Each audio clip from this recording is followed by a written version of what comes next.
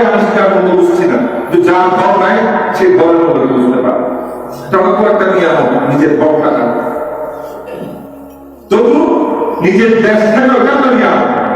আপনি বাংলাদেশ থেকে যে কোনো জায়গায় যান, ইউরোপে যান, আমেরিকাতে যান, আফ্রিকাতে যান, যেখানে আপনি যান না কেন, মিডল ইস্টে যান, সেখানে আমার একটা পরিচয় আছে, আইডেন্টিটি আছে, আমি বাংলাদেশি।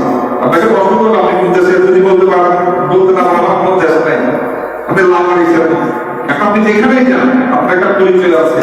আর কি প্রশ্ন করলে, আর ওরা যদি প্রশ্ন করে আপনি কোথেকে এসেছেন, আপনি বলবেন আমি বাংলাদেশ, আমি বাংলাদেশ, আমি বাংলাদেশ থেকে এসেছি। ইংরেজরা প্রশ্ন করলে যে আপনি কোথেকে এসেছেন, আপনি জবাব দেন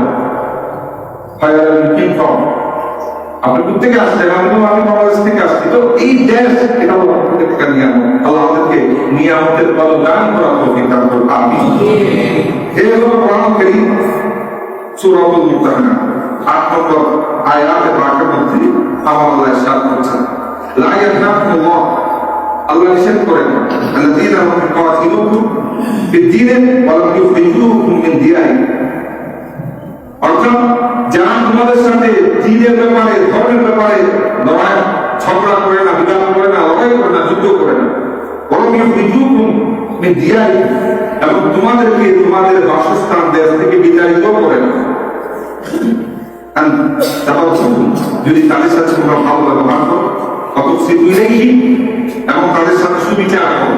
অর্থাৎ একটা দেশে তোমরা আছো, তোমাদেরকে তারা বের করে দিচ্ছে না তোমাদের দেশ থেকে, এবং তোমাদের সাথে কি করছে না, তারা ঝগড়া ফাসাদ করছে না, তারা তাদের সাথে যদি তুমি ভালো ব্যবহার করো, সব আচরণ করো, ন্যায় বিচার করো, আমার আল্লাহ ব্যাপারে নিষেধ করেছেন।